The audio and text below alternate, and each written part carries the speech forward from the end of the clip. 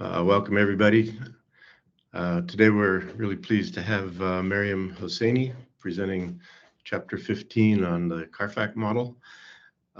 Maryam joined the Australia Future Hearing Initiative recently after completing a PhD in Sherbrooke University in Canada, where she worked on speech enhancement guided by EEG signals. Pretty amazing work. Before that, she did her bachelor's and master's in electrical and biomedical engineering in Iran. This is a short chapter, so I've challenged Maryam to pull in all kinds of tangents, and we'll see what she talks about. Right? Take it away.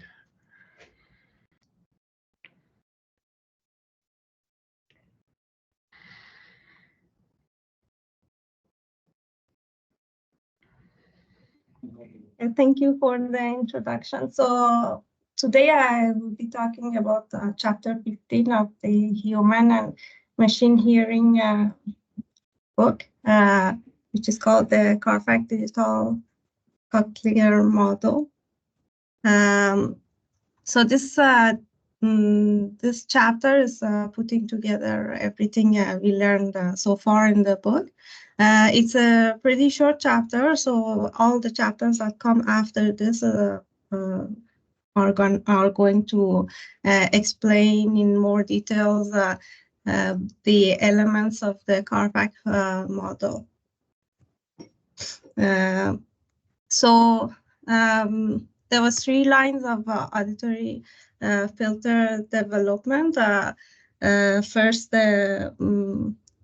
the rounded exponential family was developed, and then people were using a gamma-tone family, including gamma chirp and all pole variants of gamma-tone. And then the filter cascades were developed, both the all pole and the pole zero variants, and this is what we're going to talk more today about. So the use of transmission line models to model the wave propagation in the basilar membrane, they've been used for a long time. However, these authors were among the first to use the WKB approximation to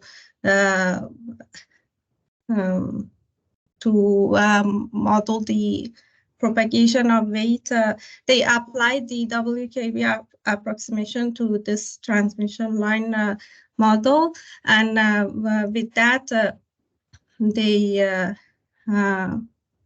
opened the door for other people to develop the cascade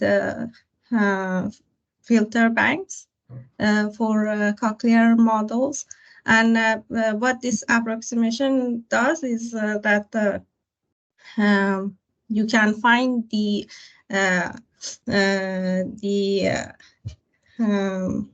output at every point in the basilar membrane by assuming that there's a cascade of these transmission line models, and you can use local parameters to find the output at every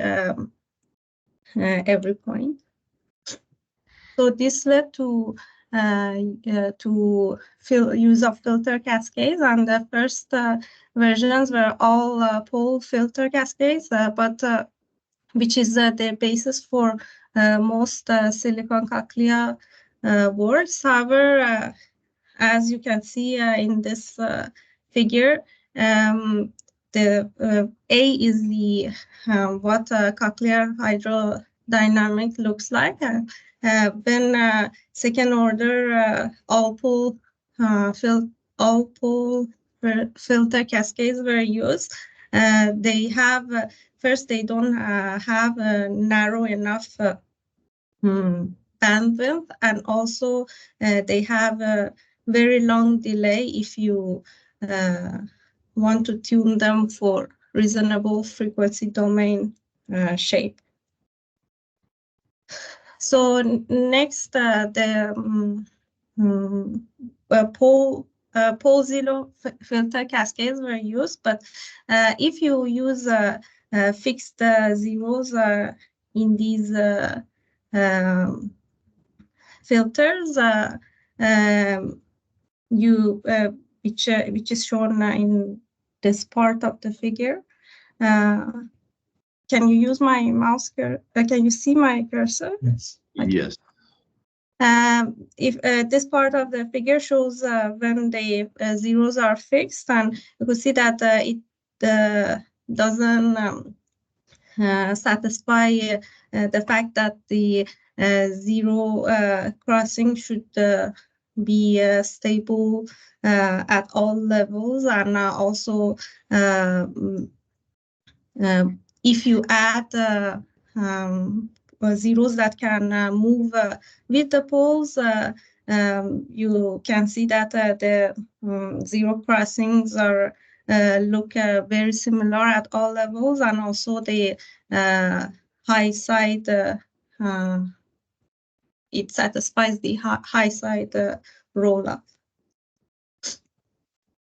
So now I will talk about some history behind the CARPAC model, which is at first, so CARPAC is a digital model, but before that there was analog models were very popular, and however they're no longer that attractive, because as the efficiency of a digital model increased, people were less interested in the analog models.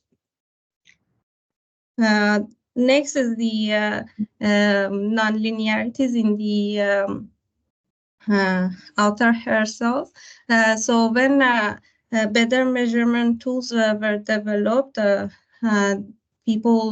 researchers saw some nonlinearities in cochlear mechanics that were not seen before, and this was and it was hypothesized that the motion of the basilar membrane is relatively linear, and the nonlinearity comes from the systems coupled to it, and these nonlinearities were added to Cochlear models through hair cell nonlinearities.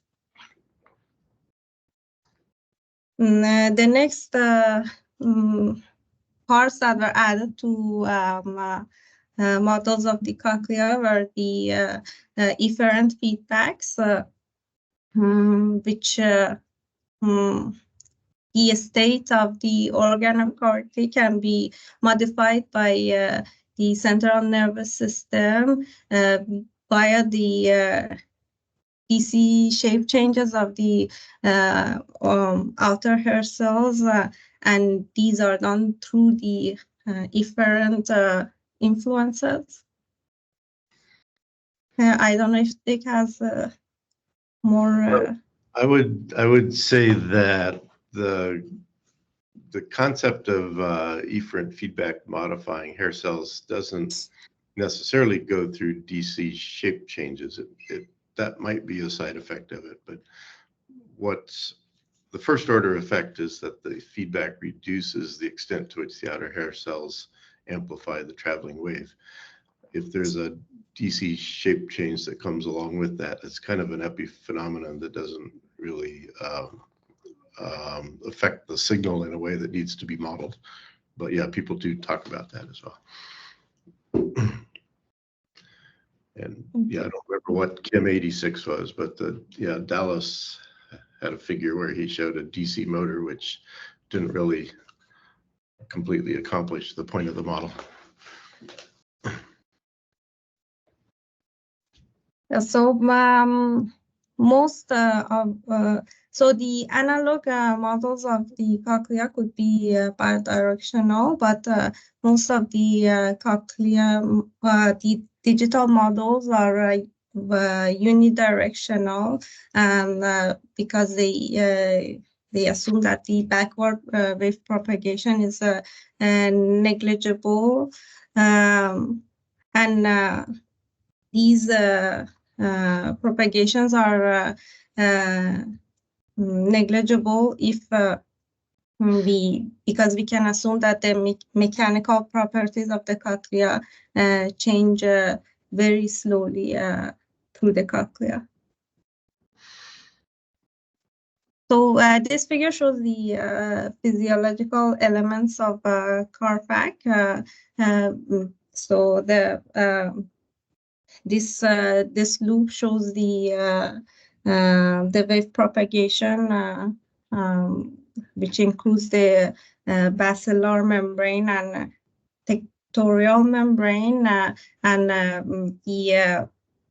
the undamping effects through the outer hair cells. And the second loop is the gain control loop, which is much slower, and it involves the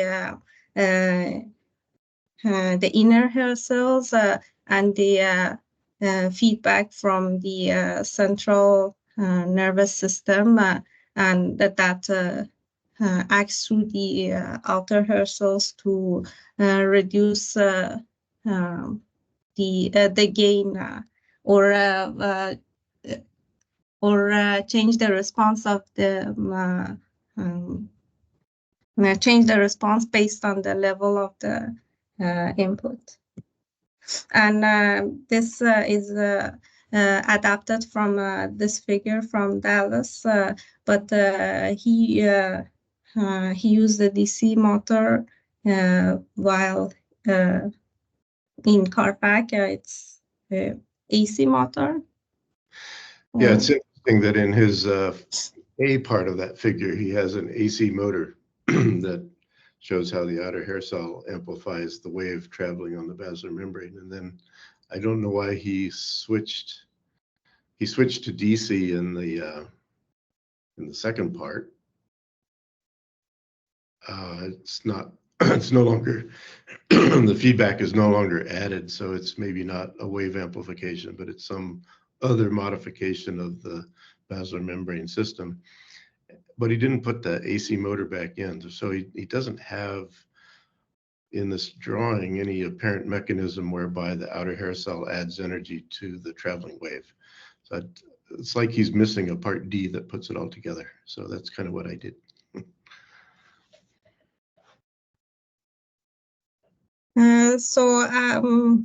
As I talked about before, there's some analog bidirectional models, and this one is especially interesting because it has the efferent connections and also the gain control and undamping via the outer hair cells. But there's also some digital bidirectional models that they use the digital wave filter to create these models, and but really these bidirectional models are interesting to people who want to study the autoacoustic emissions, and but for the machine hearing applications, it's mostly the unidirectional models that are used. Another interesting thing about CARFAC is we can see that we can easily explain the neural tuning curves with CARFAC, because if a wave is propagated through the CARFAC, if it has a high characteristic frequency, the response is really maximal at the beginning, but the wave can still propagate through the rest of the model, and that's why we see tuning curves like this that still have some values in the low frequency part. But if a wave is has a low frequency, the maximal response is created at the end of the line, and that's why we see that at the high frequency regions for a low frequency characteristic frequency, there's there's not a lot of there's no response. Yeah. I'm not sure you said that quite right, but yeah, the point is the wave propagation induces this asymmetry in the tuning curve shape. Yeah. This set of curves is from an earlier paper on an earlier model that I did, but Carfax does about the same thing. I don't think I've actually measured the tuning curves on it. This is it's a little trickier process because you have to vary the signal level until you reach a certain output criterion, and it's sort of like what we're doing to fit a threshold detection output criterion that like what Jason has been doing for fitting Carfax to an audiogram.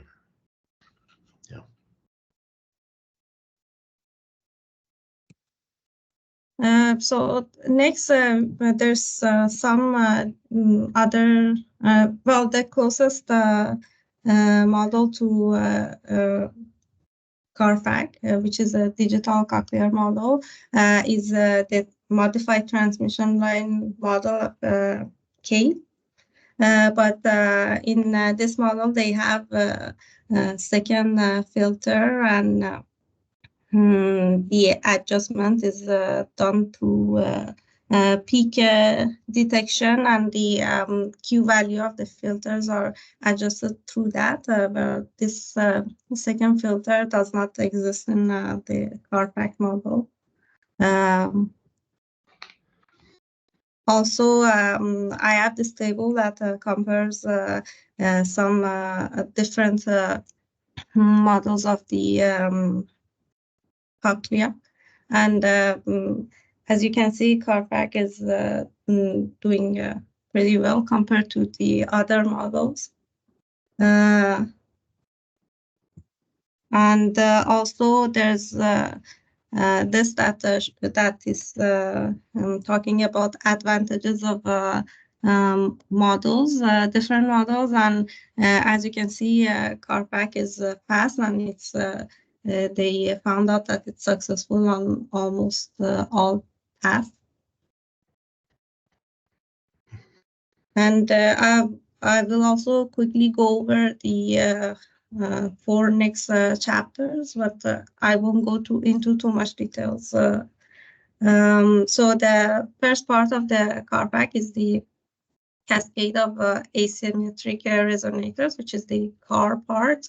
And it's linear two-pole 2-0 filters, and the transfer functions are shown here, and the poles and the zeros relations are in this figure. And so the zeros can move with the poles. Then there's the outer hair cell, which is the mechanism that integrates the instantaneous and parametric nonlinearities into a damping control mechanism. It has for a small signal, it has low damping, which means the high gain, and for a big signal, it creates high damping, and this way it's fast acting, and it has a multi-scale dynamic gain control, which sorry, the figure I showed before that has a small wave propagation and a big loop of the level gain control. This is mostly done in the outer hair cell. And they're both done via the same variable damping mechanism. And this is just explaining how the active undamping in the outer hair cells is done. So when the level of the signal is, this shows the, I'm not sure how to explain these figures. The one on the right shows the samples of the relative undamping while playing a sinusoid at particular levels indicated there. So depending on the phase of that sinusoid, when you sample it, you might be at different points on that nonlinear curve. And you can see as you go to higher levels, you exercise more of the curve where it flattens towards zero. In silence, the 0 dB SPL at the top, you're always sitting at a maximum value of relative undamping of 1. That's the small signal linear limit. The large signal linear limit is when the feedback squashes this curve down to 0, and no matter how far out on the tails you are, your relative undamping is 0. And this kind of shows what happens in between, and the fact that the relative undamping is not a constant during the sine wave means that it's creating distortion. So there's a lot of complicated effects rolled into here. I'm still trying to get a volunteer to take on the outer hair cell chapter because it is a complicated one.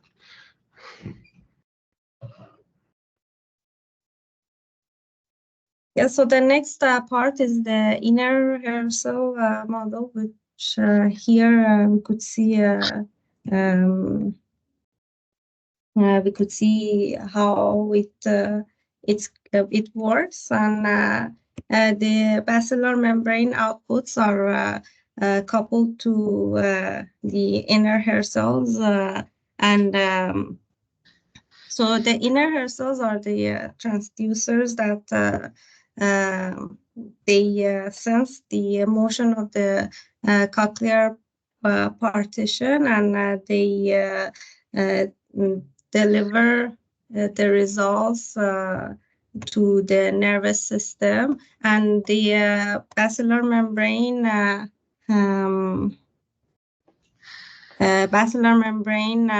wave control receptors, they change the hair cells potentials and ion concentrations, and then the inner hair cells respond by releasing neurotransmitters that causes the neurons that are connected to it to fire.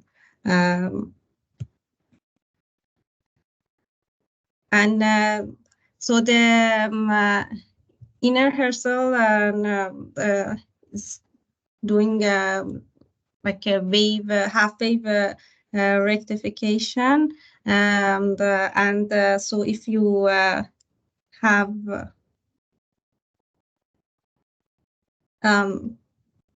yeah, I have so this right figure shows the wave rectification properties of the inner hair cells. And the next part is the automatic gain control. And the first, this was not built into the cochlear filters, but it was added to the model as a coupled automatic gain control. But then it was added to the car pack as a parallel of cascade filters with different time different time constants. Yeah. Sorry.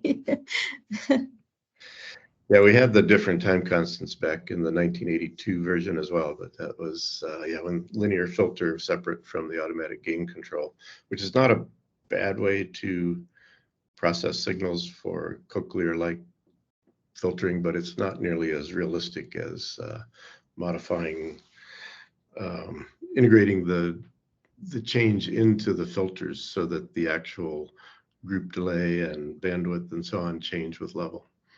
So there's a there's always a question in these models of whether you want to be more realistic or more kind of streamlined and efficient. And what I tried to do in CARFAC was a compromise where it's still pretty efficient and fast, but a good enough model to satisfy more of the hearing scientists that it actually is predictive of what's going on in a real cochlea.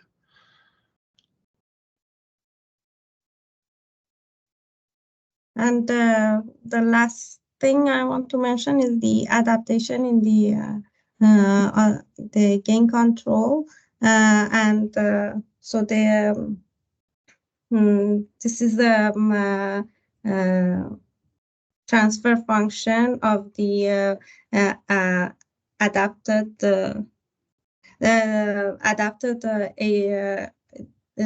AGC state. This is then in response to speech signal, and this is when it's adapted to a tone.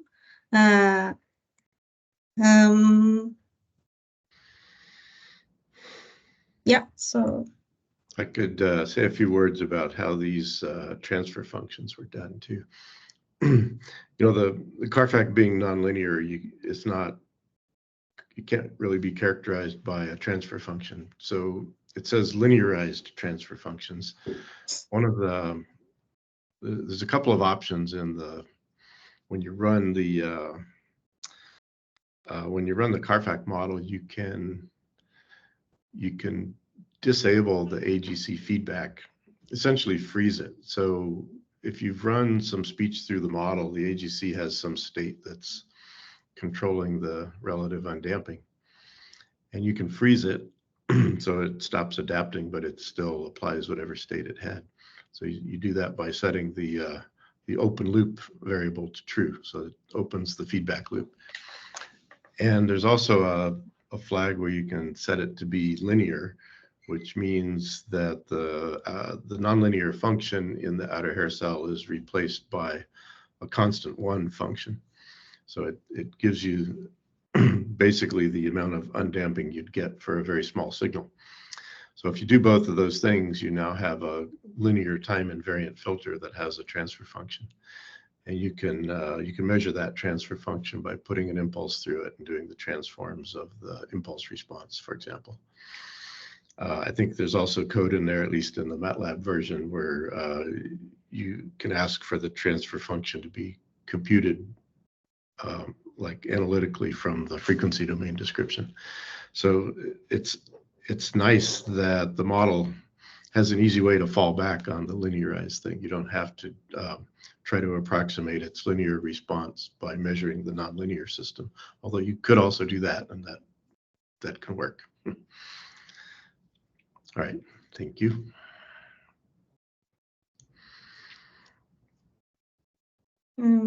Yeah, so any questions? Yeah, Nima. Okay, thanks very much for the nice presentation. So in your table that there was a comparison between different models.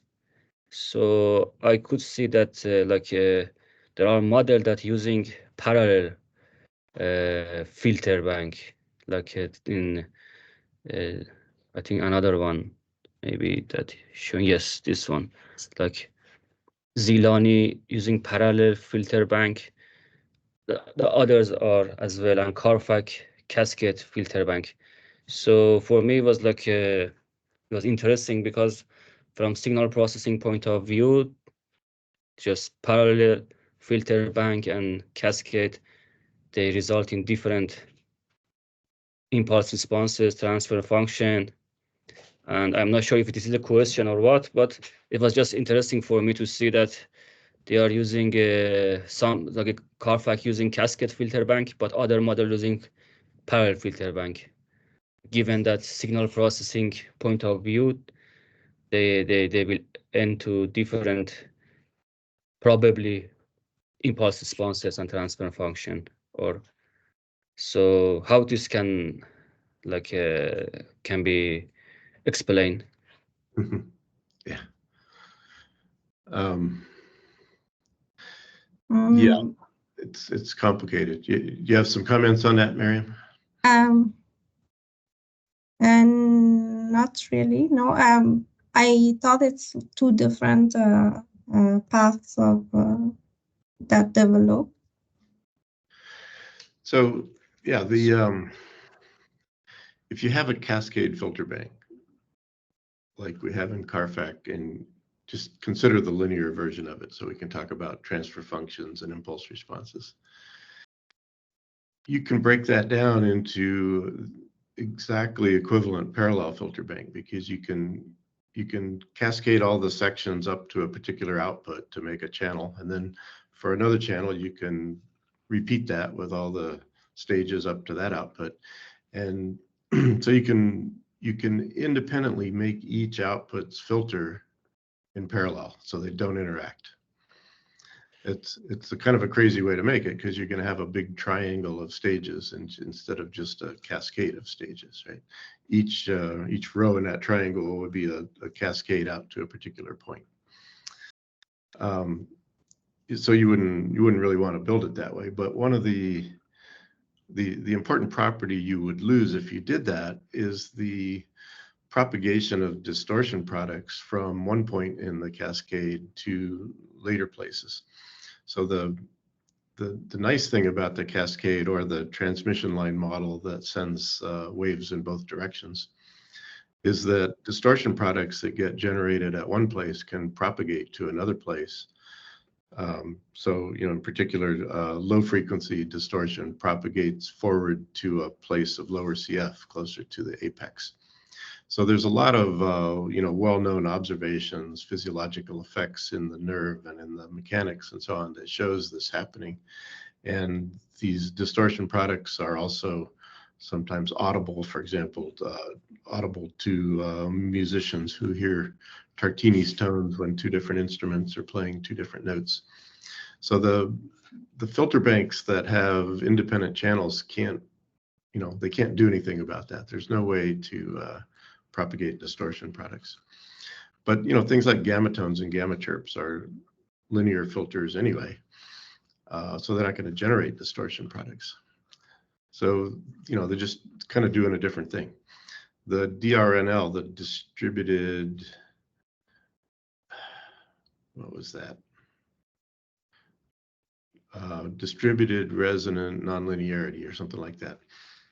I think it's dual resonance nonlinearity. Dual resonance nonlinearity. I think that's where they sandwich a nonlinear function between a pair of resonators. I think so, yeah. That one will generate distortion products, but they won't propagate to a different filter channel. The Hosseini model, it evolved from a model trying to model like the response of a single auditory neuron. So it basically is all about modeling one channel. You can build a filter bank out of it, but it gets to be very expensive because each channel is very complicated. So many of these models were not conceived of as efficient sound processing front ends. They're more like scientific or explanatory or phenomenological models and so on. With the CARFAC, I tried to address machine hearing applications by making something that's not much slower than the conventional windowed FFT based filter bank things that people do, but much more realistic and fittable to human hearing, including impaired hearing now.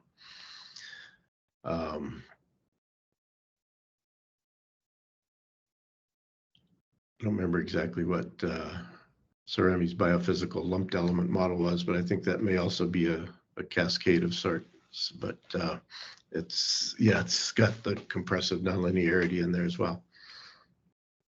Yeah, thanks for asking about that chart. Thanks very much for explanation. Well, yeah, Dick, it's Brett here. I've sort of a related question. If you were trying to implement all these in fixed point arithmetic, having a very long sort of path through a cascade, does that make that more difficult? Noise is going to accumulate. I have done a fixed point version with, I think 16-bit coefficients and 24-bit data, something like that. Works pretty well. So it doesn't require a huge number of bits, but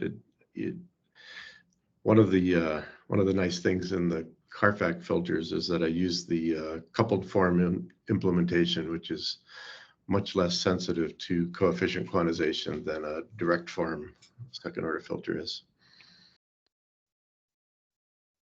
Okay. On the previous chart, there was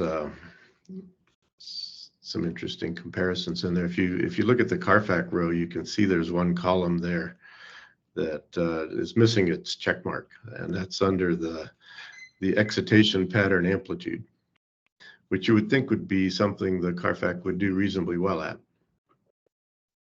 But what happened here was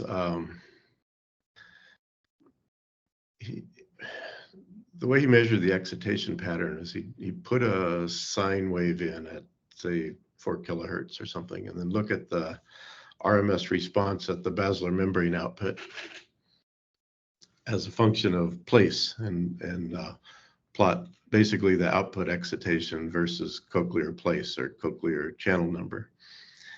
And the reason he failed the CARFAC on this one is that it showed a significant response in the very low frequency or DC, like the last channels.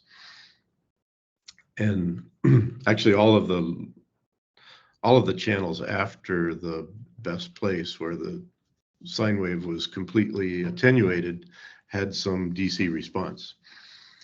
And that was kind of a bug in the CARFAC, because there shouldn't really be a DC offset in the basilar membrane response.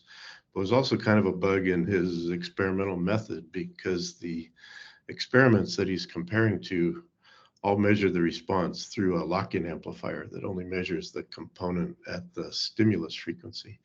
So the total RMS response includes this DC component that shouldn't have been there, but also shouldn't have been measured.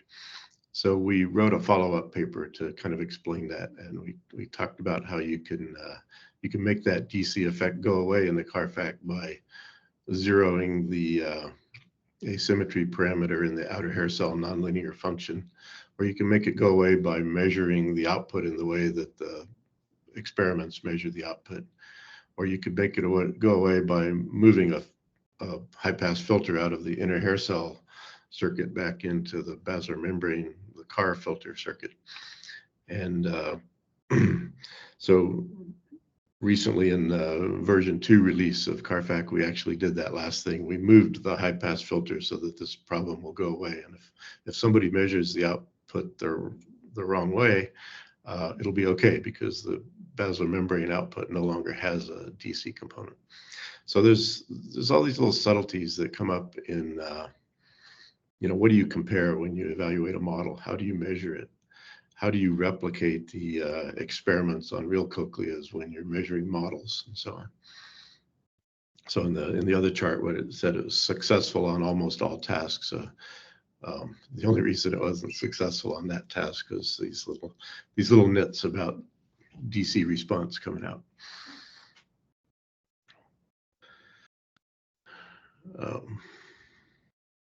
More questions? Yeah, Jason. Okay. My question relates, and by the way, thanks for a great presentation, Maryam, and Dick, as always, for your illuminating comments.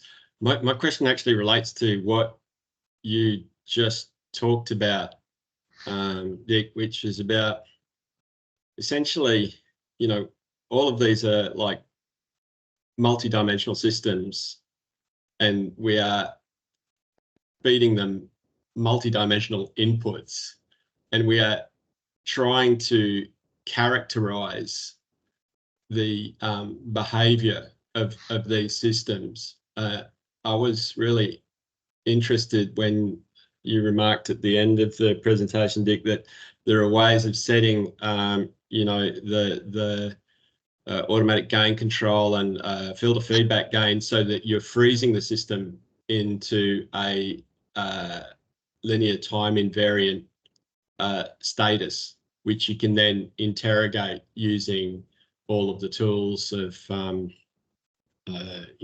signal processing for LTI systems. So what I'm wondering is whether people then go further and look at the sensitivity of those sort of like frozen LTI systems to variation, say, in input signal amplitude, so that not only do you get a sense of at that particular state, this is the frequency response characteristics of the system, but also if we were to increase or decrease the amplitude of the input signal, this is the way that system would change. So like taking the derivative. Do people do that to try to characterize these systems, or at least compare them? Yeah, in several ways. Recently we've implemented a version of CARFAC in JAX, which is a Python-based programming environment that includes the ability to do automatic differentiation. So you can put any function on the output of this thing and ask for the derivative with respect to any of the parameters, and it'll figure that out. And you can do that in any given state. So we're doing some things with that. It's useful. But as a simpler matter, if you want to know how things depend on level, you probably want something you can plot, not a big multi-dimensional bunch of numbers. So in the outer hair cell chapter, you'll find some plots of the measured output at a couple of different places as a function of the input level for a particular stimulus. And I picked a 4-tone complex, like 1800, 2000, 2200, 2400 hertz. And it has a strong envelope, which generates a strong even order distortion, so 200 and 400 hertz distortion that propagates to those places, and you can measure it at those places as well.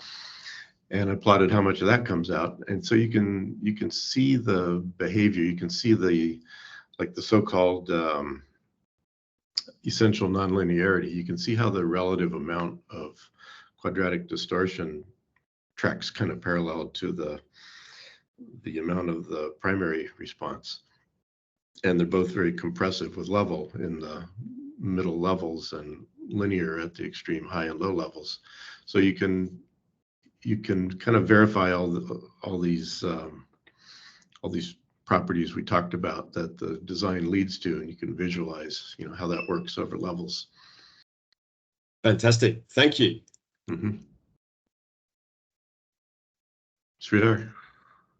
Yeah, so these tables are very interesting. There was one table, maybe in another slide, in which I think the CARFAC was shown as having the one model in which the efferent system was modeled. So I was just wondering. No, there was actually like 3 or more predecessors for that. There's predecessors for basically every element of this thing. It's just nobody's put it all together quite this way. Right. So I guess my question was, in what machine hearing tasks have you seen an effect of the efferents, and what kind of applications do you expect that it would really be important factor having the efferents modeled?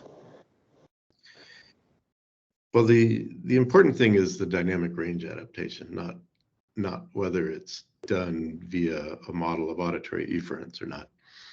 So we've done some work. We published a paper about 5 years ago on a system called PSEN, for example. That's per channel energy normalization, which is it's using a compressive automatic gain control. It's not a feedback type, it's a feed forward type, and it's done on each channel of a filter bank model. So it's it's not an auditory model exactly, but it uses this same concept of kind of compression within channels. And that's been useful in various speech tasks, speech recognition tasks, and so on. And a whole bunch of different people picked up on that and published follow-up papers where they've used it in birdsong detection and humpback whale recognition and, you know, orca recognition and birdsong classification and all kinds of things besides the speech area that we originally applied it to. So that's kind of a simple, you know, greatly simplified spin-off of kind of an auditory viewpoint where the effect of efference is to implement this wide dynamic range compression. I looked at using Carfax model as sort of a hearing aid compressor, but the compression works fine, but there's too much distortion. If you recreate the signal from the propagating waves in the basilar membrane, the added distortion products are actually very annoying. Maybe not the low frequency part, but the added high frequency distortion, which would normally get filtered out as it propagates further in the cochlea. So if we're going to reconstruct a compressed signal out of a model like this for a hearing aid, we have to do it a little bit differently than just adding up the distorted BM signals. So, you know, is any of this important to applications? Well, it depends. It's a good model. It makes a good front end for sound processing applications, but it also goes further than is really needed by most of those. You know, I think if you really want to model what's going on in the human auditory nerve and be able to have realistic models of different kind of impairments, then yeah, that's where we see the real value, and that's where we're using it in the AFHI project. Does the efferent, I guess it's because you're modeling the gain adaptation or level adaptation, that it's important. Okay, got it. Hi, thanks Maryam again for the talk. I was going to ask a question which probably jumps off a little bit in the same direction, but even further towards the physiological. And that was you were mentioning in the presentation, Maryam, about the back propagation being sort of ignored generally. And I think we've talked a little bit about autoacoustic emissions and how they've become quite a prominent part of in the clinical field. So I just wondered, in terms of other models, but also in this particular model, implementing backward propagation, would it, I mean, apart from, I guess, missing a middle ear function or filter to actually affect how it would look when it came out as an acoustic signal, what would it have a considerable effect on tuning in the Carfax? And is it only available to the likes of the Carfax and the transmission model as well? Is that even feasible with other models?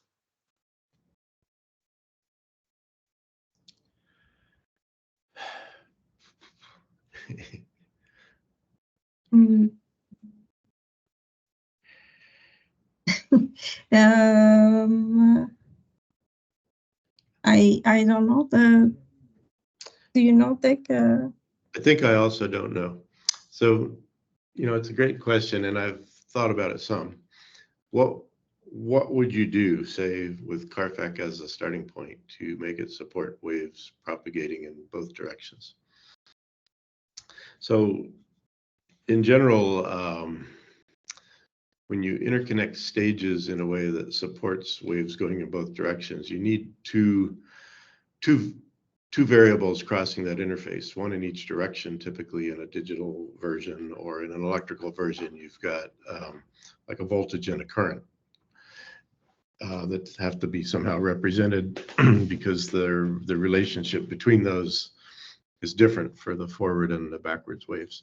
So there's some structures like that Julia Smith worked on a lot called wave digital filters that do this kind of stuff. I've never understood them well enough to figure out what I would do in those stages to get the kind of transfer functions that I want with the Carfax. Probably one could still use, I think, the WKB approximation to get the local dispersion relation between wave number and frequency and implement wave digital filter stages that approximate that relationship for waves in both directions and put that all together, and it would probably just work. I haven't done it, so I'd love it if someone would look into how to do that. It may be very close to what Sarah Verhulst's transmission line model does, but I haven't dug into that one in detail either. If you go to that next slide, I think it shows kind of the downside of that approach, which is it's somewhat slower. So here the time per channel is, well, it's only about 4 times slower than CARFAC. That's not that bad. What that other number is, I'm not sure. Yeah, I'd have to. Oh, there's a default number of channels. Okay, for a default number of channels, Sarah's model was, it uses many more channels. That's the thing. So it's, in terms of a full filter bank, it's about 50 times slower than CARFAC. So, you know, it's not out of the question to go that way, but it's going to take some work to make it efficient.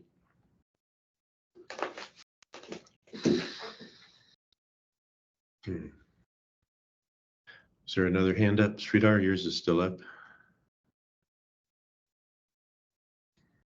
Anybody else? Sorry, I think I forgot to put it down.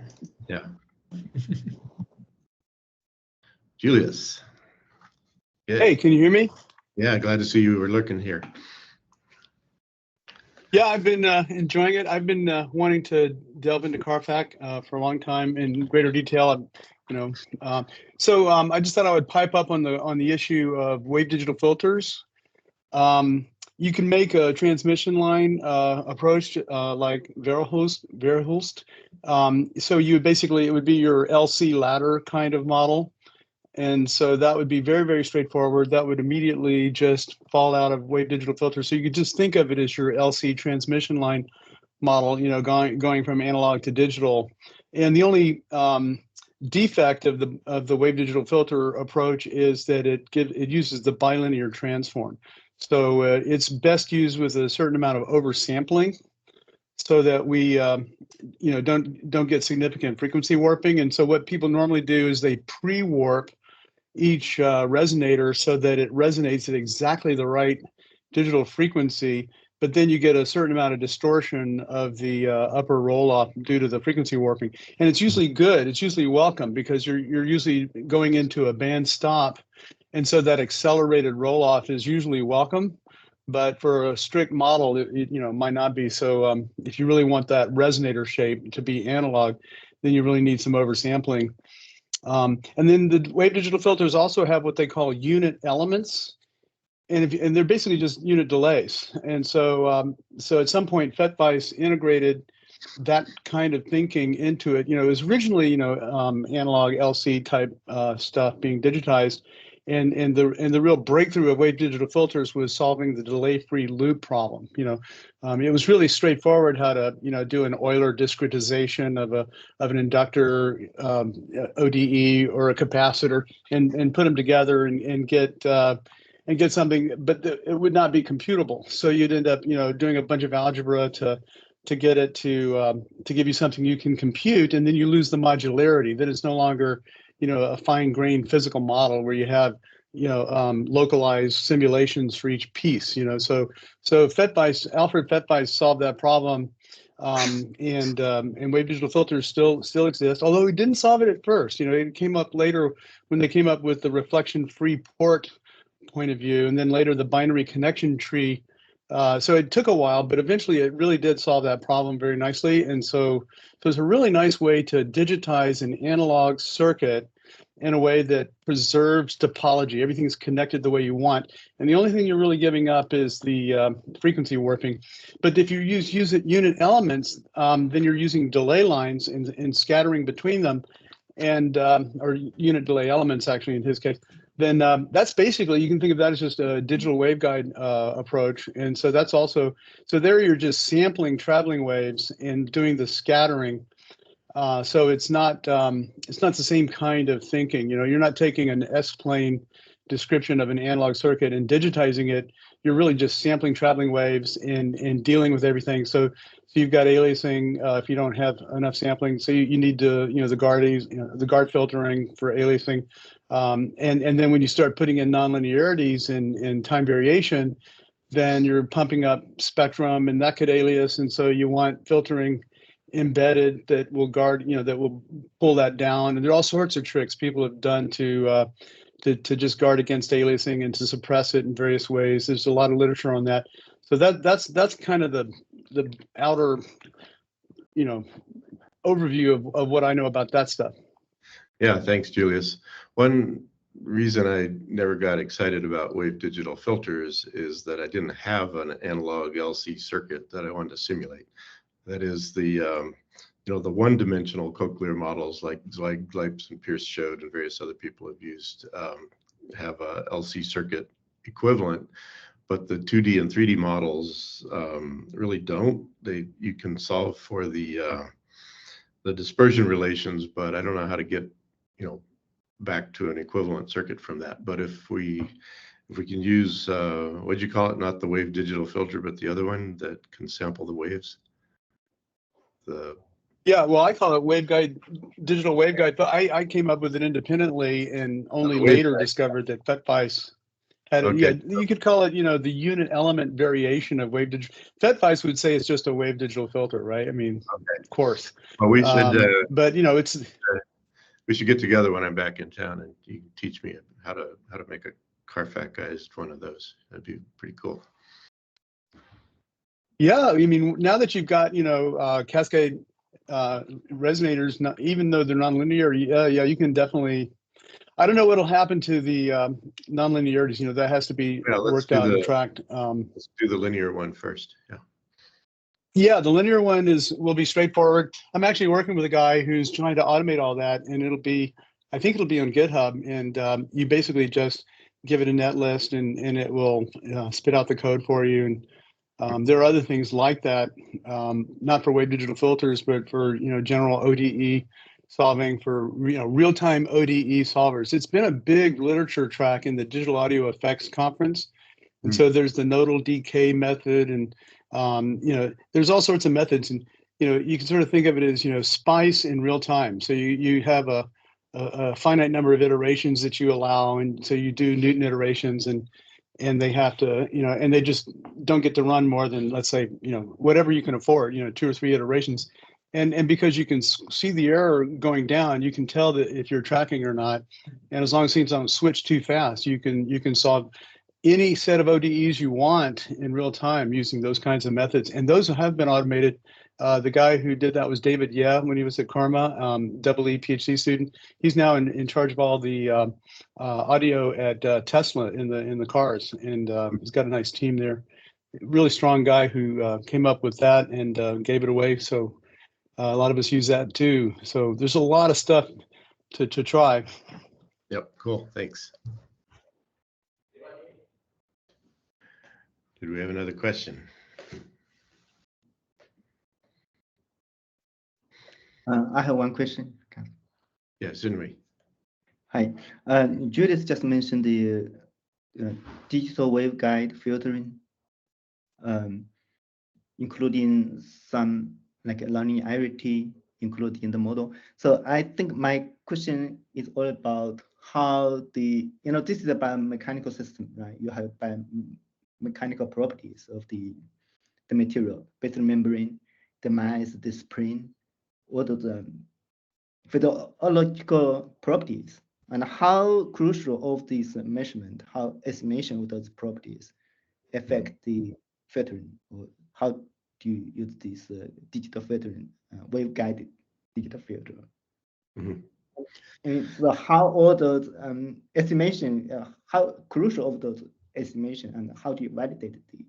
Yeah, there's been a lot of work done trying to measure specific physical properties like the the volume compliance of the basilar membrane. That's how stiff it is, and the mass of it, which sometimes matters and sometimes doesn't, depending on CF and so on. my approach has been to not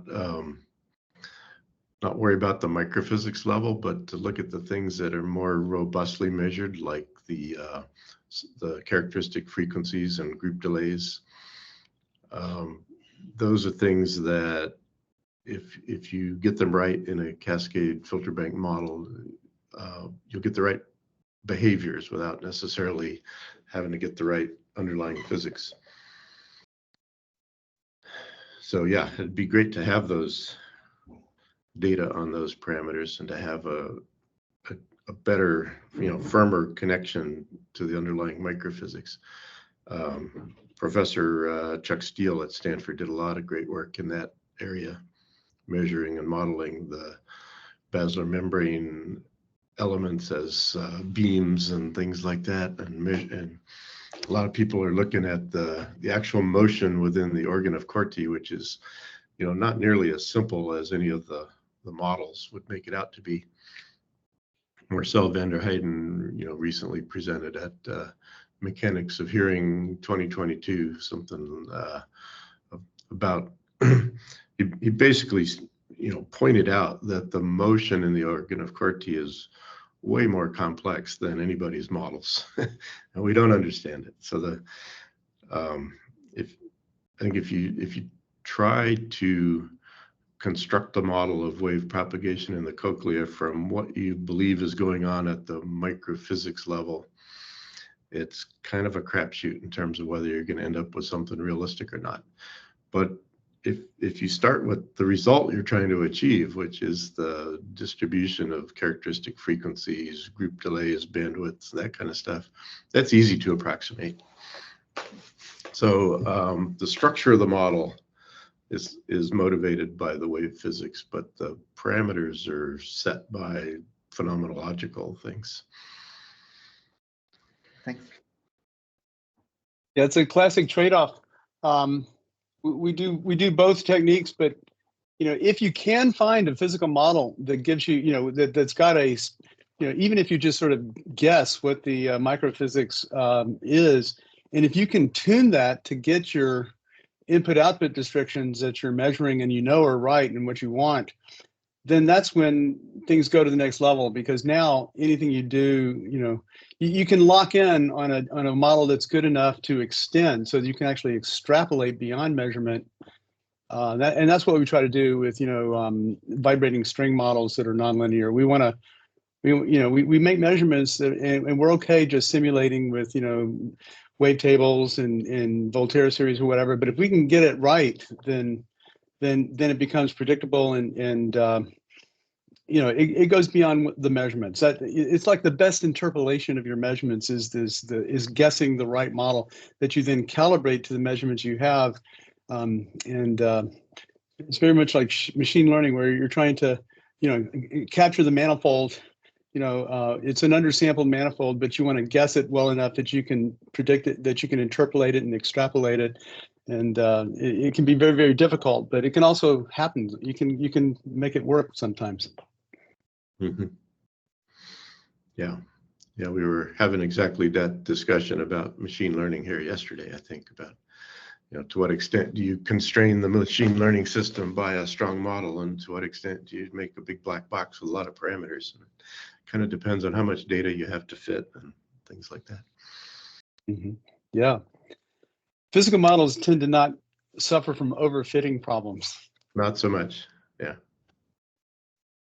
They introduce their own biases. Right, they just don't get you there. they just don't get you to reality because they're simplified, right? And like you're saying, although if you capture the essential ingredients, they may capture enough, And in music, that works out quite often. Yeah, and that's what I'm counting on here with CARFAC too. We put enough good stuff into it that it's at least more realistic than most other models. It's a good step. Yeah. Any other questions or comments? Dick, you mentioned that you have the model implemented in JAX. Is that available somewhere we can take a look at it? Yes, I think so. Is there a public release yet? I'm not sure. We're using it with our partners in the Australia Future Hearing Initiative. It's on the Jarrett code service somewhere. You can ask Hong Lin Yu for a pointer. It's not published yet. Not published yet, but Shinhui is inside Google, so you could point him at it. Thanks. Oh, okay. Yep. Okay, anything else?